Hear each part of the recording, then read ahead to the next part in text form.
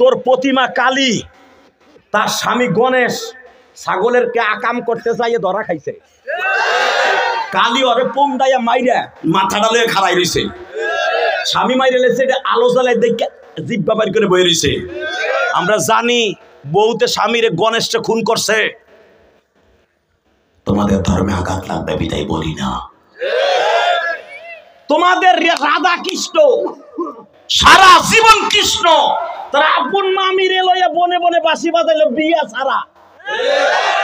সে তোমাদের দেবতা, বলি না ধর্মে আঘাত লাগবে। তোমাদের প্রতিমা একটা কালিও বেশ্যাখানার মাটি ছাড়া পবিত্র হয় না, তাও বলি না আঘাত লাগবে। আমার নবীরে আঘাত করলি কেন? আমার নবীরে চরিত্রহীন বললি কেন? এই আকাডা মুদি, তুই যদি সাইরা দেশ পুরোহিতরে, সারা পৃথিবীতে আশেকে রাসূলের কলিজায় আগুন লাগবে, আগুন লাগবে, আগুন লাগবে। যদি নবীর শত্রুকে ছেড়ে দেওয়া হয় বিনা বিচারে, ভারতবর্ষ শুধু নয় সারা পৃথিবীতে আগুন লাগাই দেবো। কাকে রাজি আছো? আল্লাহকে দোহার হাত দেখাই দাও, জোরে দেখাই দাও উলামায়ে কেরাম, সারা পৃথিবীতে আগুন লাগাই দেবো।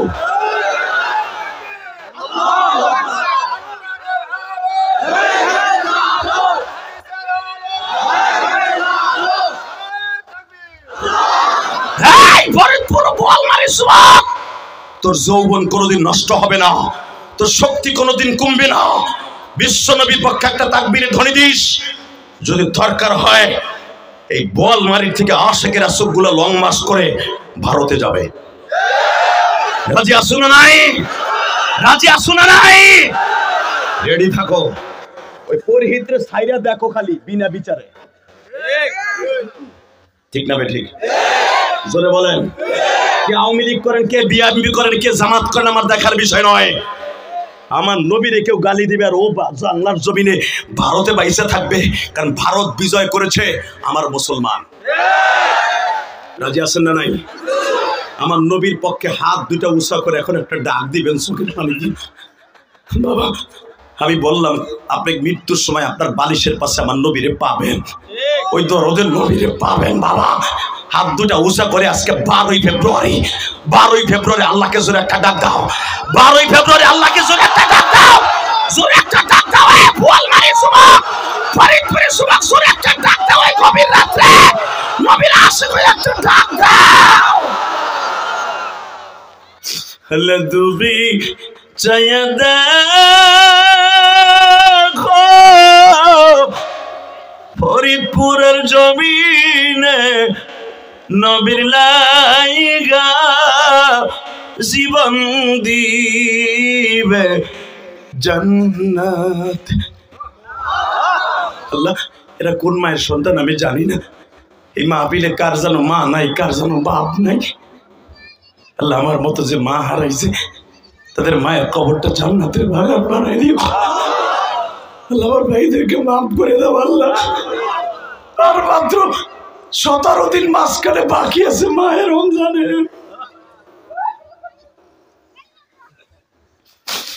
আল্লাহ সেই যুবক গুলাই ময়দানের মধ্যে কান্দে, যাদের জনম দক্ষিণী মা নাই মালিক।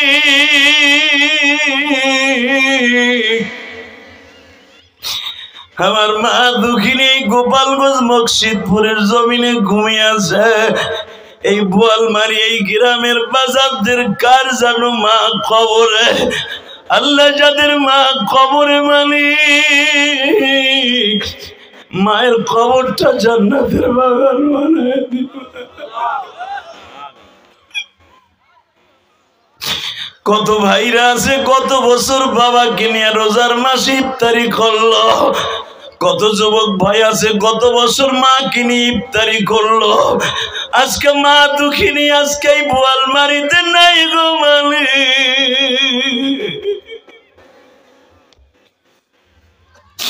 আমার কত মা মহিলা প্যান্ডেলে কাঁদে আর বলে আল্লাহ আমার বাবা আমার স্বামীর হাতে তুলে দিয়া এই বোয়ালমারি এই গ্রামে আসলাম। আমার বাবা আমার স্বামীর হাতে তুলে দিয়া বলছিল বাবা গো আমার মেয়েটাকে দেখে রাখো। আমার স্বামী তো ঠিকই আমার দেখে রাখে, আল্লাহ তুমি আমার বাবার কবরে দেখে রাখো।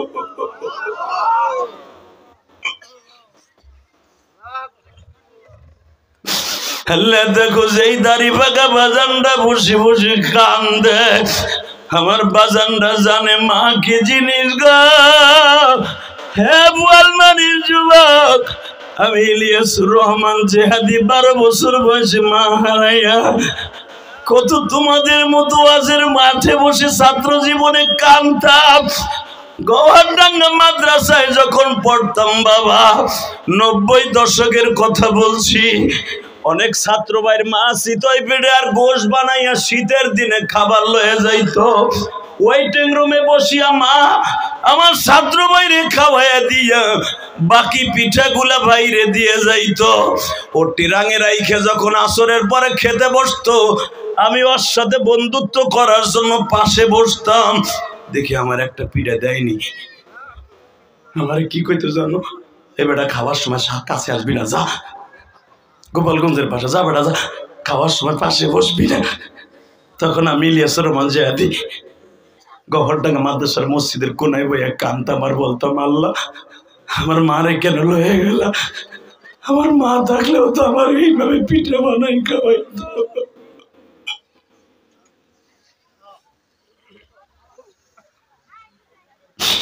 আল্লাহ দেখো আমার কোন আলেম ভাইয়ের জানো মা নাই, মা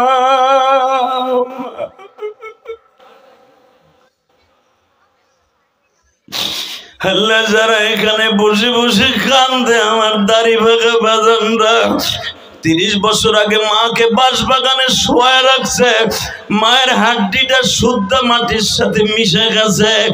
আমার এই বাজানটাও তো চইলা যাবে খবরে মানি।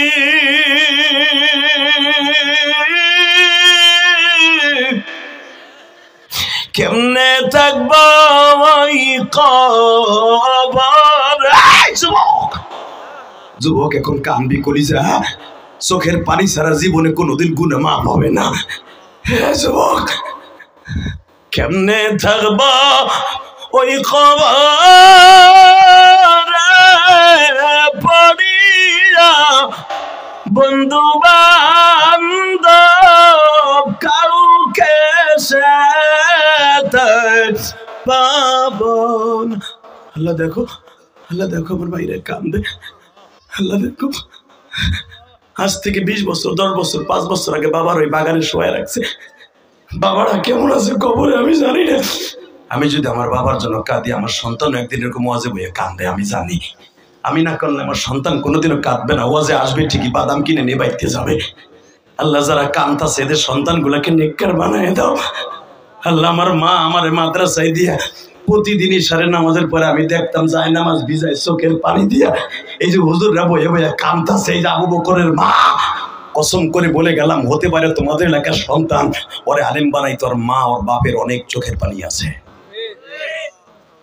চোখের পানি ছাড়া কোনোদিনও সন্তান আলেম হবে না। বিসিএস ক্যাডার হতে পারবে, আলেম হতে পারবে না। কষ্ট হইতেছে, আর মাত্র 5 মিনিট কথা বলবো, শুধু আমার দিক তাকায় থাকবেন, কোনো দিকে ঘাটটা ঘুরাবেন না। আজকে আপনার জীবনের সব গুণাগুলা মাঠে রাইখা তারপরে বাইতে যাবেন। ওই বাচ্চাগুলার তোমরা বন্ধ করতে পারলা না আওয়াজগুলা।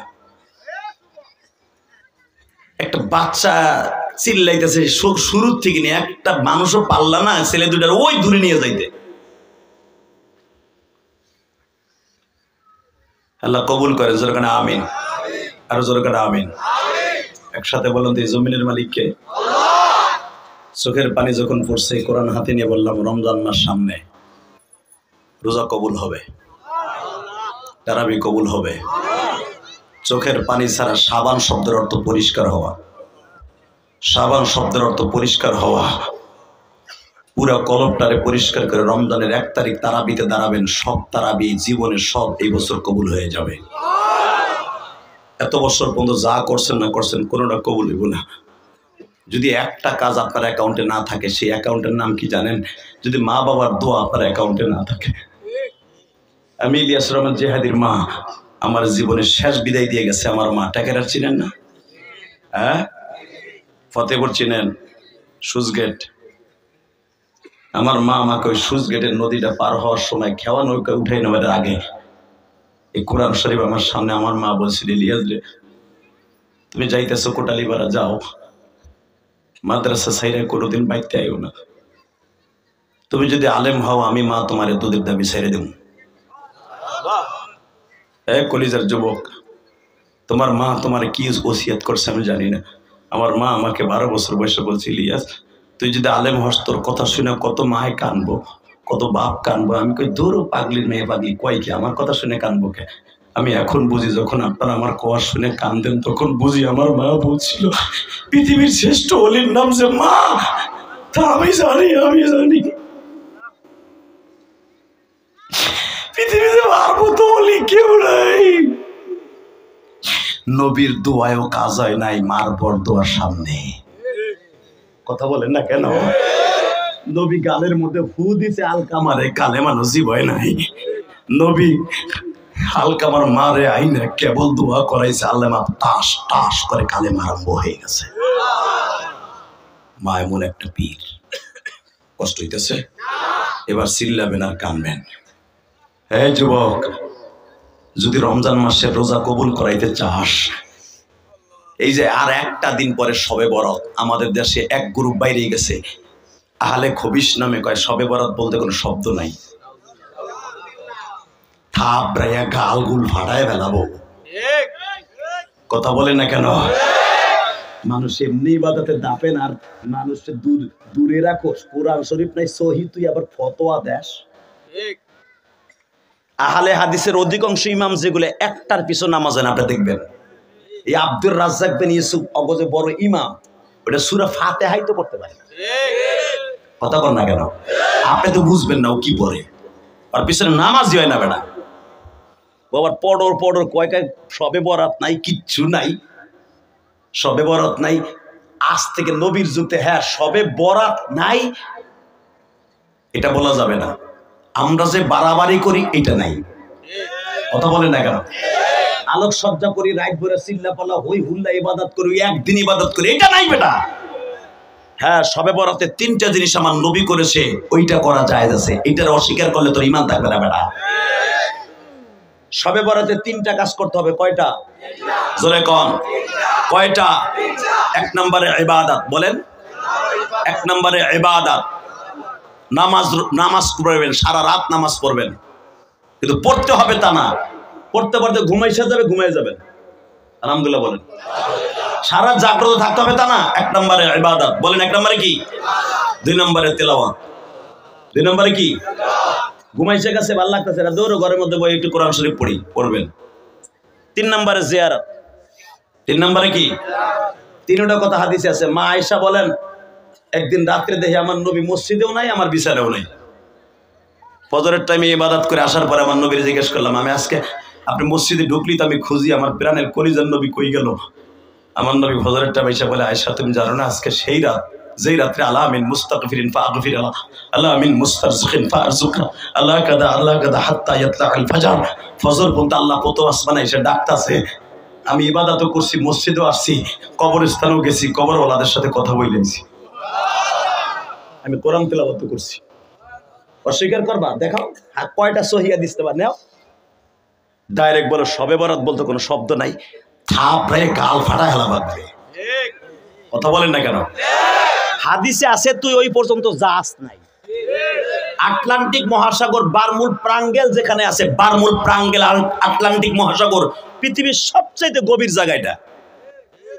এইখানে আজ পর্যন্ত কোনো বৈজ্ঞানিক ডুবারও যাইতে পারে না। এখন ও যদি 100 ফিট নিচে দেয় কয়টার কোনো তলাই নাই, ওরে পিটাইতে বলে আংটা কইরা। কথা বল না কেন? তলা আছে তুই যাইতে পারস নাই। শবে বরাতের হাদিস আছে মগা তুই জানোস না। কথা বল না কেন? ডাইরেক্ট কোরআনের আয়াতে আছে ইন্না আনজালনাহু ফি লাইলাতিন মুবারাকা ইন্না কুন্না মুনদির। এরপর একটু আল্লাহ বলতেছে বরাতের রাতে আমি ভাগ্য নির্ধারণ করি, ফাইল রেডি করি, কদরের রাতে ফাইল বন্টন করি। আল্লাহু আকবার জোরে বলতে পারলেন না? বরাতের রাতে আমি ভাগ্য লেখি, রমজানের রোজা কবুল হওয়ার পরে কদরের রাতে ভাগ্য তার হাতে দিয়া তুই কয়দিন বাঁচবি, কয়দিন দুনিয়ায় থাকবি, কত গ্রাম ভাত খাবি, কত গ্রাম কয় প্যাকেট বিড়ি খাবি, তাই না? চাচা এইটাও লিখবো, লিখবো, চাইও, খাইও, জন্মের খাওয়া খাইয়ে বিড়ি গুলাই খাইও। এই হারাম খাবার আল্লাহ লেখে না, এটা শয়তানে তোমারে খাওয়ায়। কথা কর না কেন? কতদিন বাঁচবেন, কতদিন কি করবেন, সবে কদরে আপনার হাতে রেজাল্ট দেয়। মারহাবা বলতে পারলেন না? এই জন্য সবে বরাত না, এটা অস্বীকার করা যাবে না, ইমান থাকবে না। কষ্ট হইতেছে? সবে বরাতে কয়টা কাজ করব? জোরে কন, আরো জোরে। আল্লাহ যারা আসতে কয় দেও তো কয়টা? বউরে যে কইেন চাষিডারে তো আনেন নাই, আপনি চিকি তো খিচুড়ি খাবেন। কয়টা? সবে বরাতে মহিলারা নামাজ পড়ে বেশি, এই জন্য মহিলাকে এই হাদিসটা বলে দিবেন। কয়টা? 1 নম্বরে ইবাদত, বলেন। 2 নম্বরে তেলাওয়াত, 4 নম্বরে জিয়ারত। জিয়ারত মহিলাকে কবরস্থানে যেতে হবে না, মহিলারা ঘরের মধ্যে বসে সূরা ইখলাস ফাতিহা পড়ে আল্লাহর কাছে দোয়া করবে, আল্লাহ ঘুমাইসে গেছে, এখন কোরআন তেলাওয়াত করতে মন চাইতেছে না, আমার জনম দুঃখিনী মা কবরে, আজকে রাত্রে দেখতাম আমার মাও নামাজ পড়তো, আজকে আমার মা কবরে, তুমি আমার মায়ের মাফ করে দিও। এই দোয়ার নাম হলো জিয়ারত। মারহাবা বলতে পারলেন না? করবেন তো ইনশাআল্লাহ? আল্লাহু আকবার বলেন। আমি ইলিয়াস রহমান জাহারি। এই সবে বরাতে তোমার দোয়া কবুল করাইতে হলে 3টা কাজ করতে হবে। কয়টা? সবে বরাত আর মাত্র 1টা দিন আছে। তোমার ভাগ্য যদি সুন্দর করতে চাও, সবে বরাত, সব মানে রাত, বরাত মানে ভাগ্য, এটা ফার্সি শব্দ। আর নিসফুমি শাবান এটা হলো আরবি শব্দ। সবে বরাত যদি কপাল ভালো করাইতে চাস যুবক, যাদের বাবা মা আছে, মাপ না চাইয়ে কপালে কালো দাগ ফেলাইলেও কাজ হবে না। কষ্ট হইতেছে? এই মহিলার গোষ্ঠী সবে বরাতে কানতে কানতে নাহের পানি আর চোখের পানি যদি এক কইরাও ফেলাও, স্বামীর কাছে মাপ না চাওয়া পর্যন্ত তোমার আমল ডাইল ডাইল, কোনো লাভ নাই। কথা কর না কেন? অনেক বুড়ে এখন খুশি কোন কোন হুজুর আমি ফান চাইলো আবার বুড়ি দেয় না, বুড়ির গলা চিপা ধর বাজে, তোর কোনো লাভ নাই, সব আমার হেনে। কিন্তু খালি বুড়িরে দোষ দিও না, তুমিও ভালো হইও, ঠিক না বেঠিক? যৌবন কালেতে বিড়িরে খালি খেতার মধ্যে ঘুষাও, পেঁয়াজের খেতে পানি দিতে দেরি হলে পি দাও, গরুরে খাবার দিতে বিড়িরে পি দাও, হে কি তোমার বাড়ির চাকরানি নিয়ে মগার ফমগা? কথা বল না কেন? কষ্ট হইতেছে? আর মাত্র 2 মিনিট।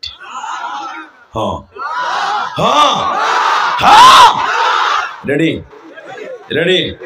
আল্লাহু আকবার জোরে বলেন তো, আরো জোরে, আরো জোরে, আরো জোরে, আরো জোরে। সবে বরাতে চাষির যে বলে দিবেন আজকে রাত্রি খেতার মধ্যে যাইয়া ইবাদত, তেলাওয়াত, জিয়ারত। জিয়ারত মানে আমি, তোর মা বাপ রয়েছে 3 গ্রাম পরে, আমি জিয়ারত। আমি জিয়ারত মানে কি? আমার লেগে দোয়া করবে আর আমার পাওদের মাফসা। হাসে কে? হাসলেন কে? ও ভালো কথা বলে হাসো না। যদি কন যে আমার পাওদের মাফসা বিবুড়ি কর, তুই আমার দর, তুই আমার বহুত গুছাইছ, খালি তোর হক আছে, হুজুর কয়ে দিয়েছে তোমার হক আছে, আমার হক নাই।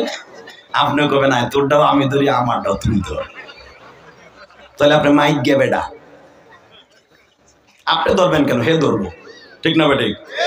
জোরে কর।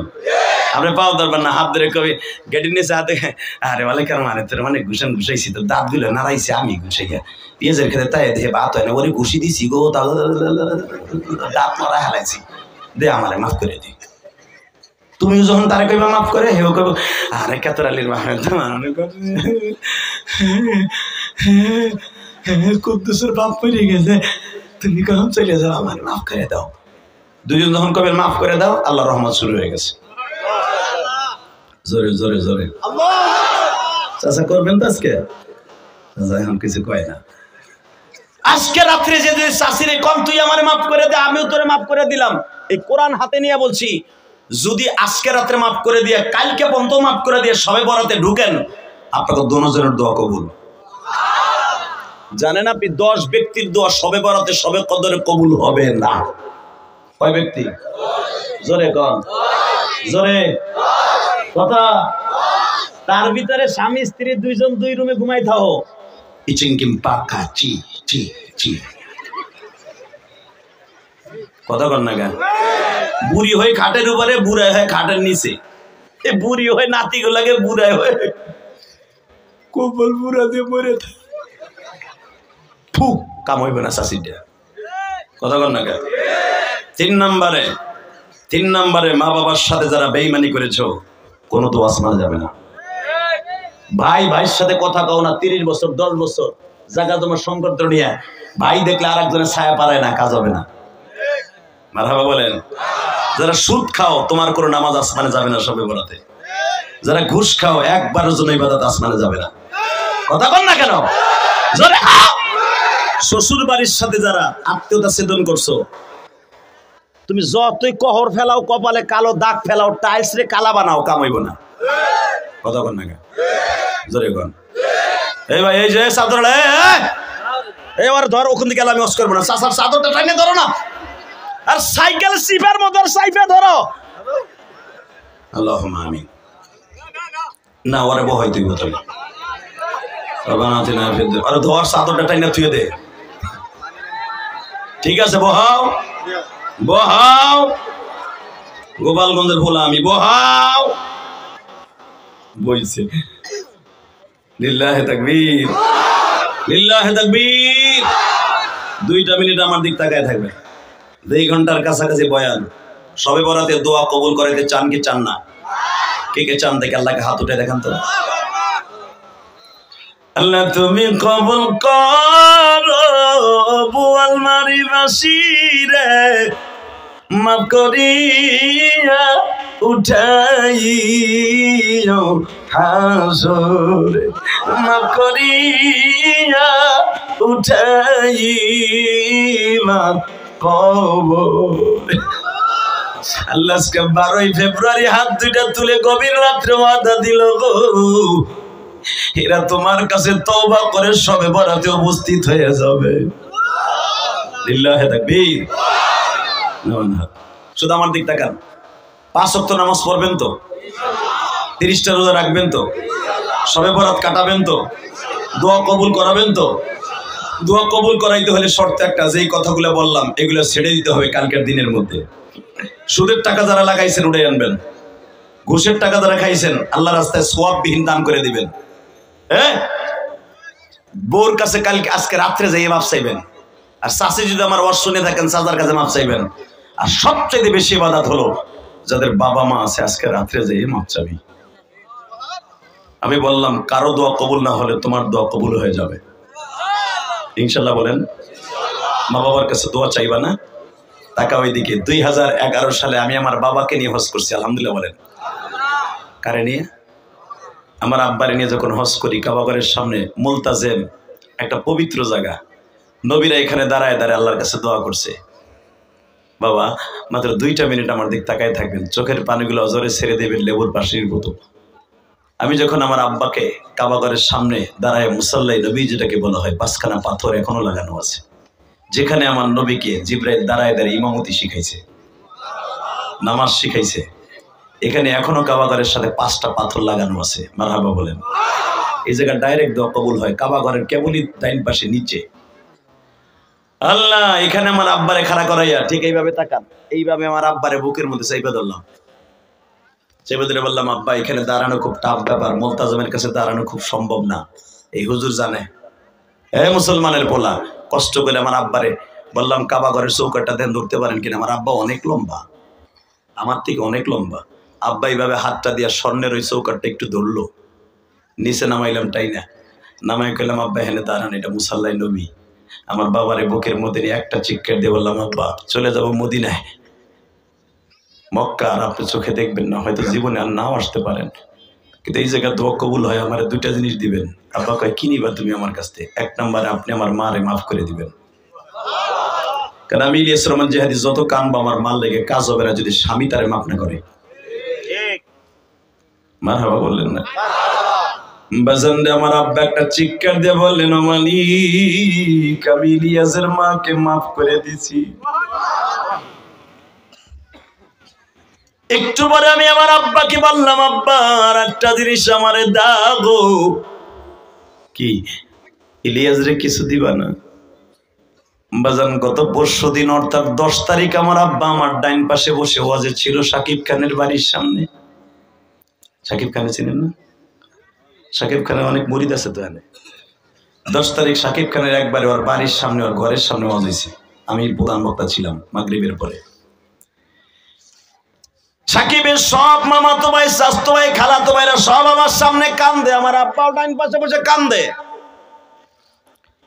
আমি আমার আব্বাকে বললাম ডাইন পাশে ফেলাই, আব্বা আপনার মনে আসেনি আপনার ভাই ভাতিজা, আপনার শ্বশুর বাড়ির লোক, আপনার বাপের বাড়ির লোক সবই তো আমার সামনে বসে, একটু বলেন না আমি কি আপনার কাছে কাবা করে সামনে দাঁড়াইয়া মাপ চাই নাই?